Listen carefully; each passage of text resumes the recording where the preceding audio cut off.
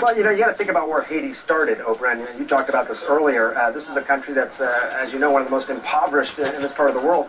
But as a reflection of that, the medical infrastructure was terrible, really non-existent in so many places. It has one of the worst physician-to-patient ratios anywhere in the world. That was the starting point 8 days ago.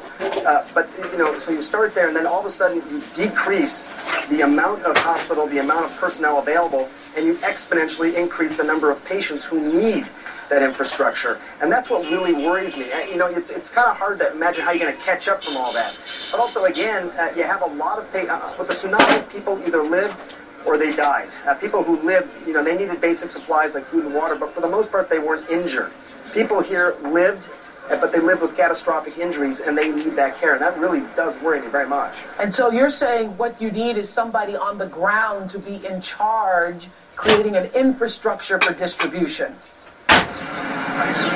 Yep. Every natural disaster has its own personality. They're all going to be different. So there's no question that assessments are needed to try and figure that out. But you have Haitians on the ground here, locals, doctors, who this is what they've been doing their entire lives. They know what has happened here. The information is there. Security is obviously every important, natural disaster has its own personality. Get them some care. They often have their own and by the way, if you increase the access to medical care, access to medical care is one of the most important things. Concerns go up.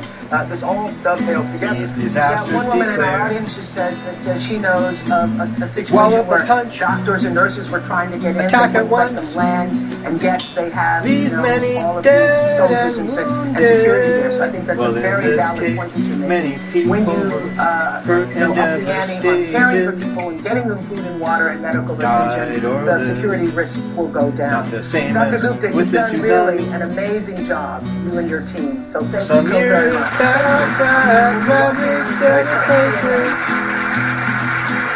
people who died or lived. So Wycliffe, you were saying about the distribution so much because you saw as all with of the this supplies earthquake. also there at the airport. And I was saying to Dr. Gupta's point, I'm Devastation. saying I'm from Haiti. I'm willing to go to Haiti. I need a task force. Everywhere. And if they put me in charge of the airport in the U.S., I can help facilitate getting stuff to the people. That was in the point. air. Security will decrease if we get aid and food to the people. Right, because people become violent when there's desperate need. And people can become violent when there's desperate greed. All new life and death interventions. 547 pounds, eating himself to death, literally. Self-destructing with heroin and cocaine, and a mom guzzling mouthwash to get drunk. At what point did you step in and take the children? Tomorrow. It's the Ford National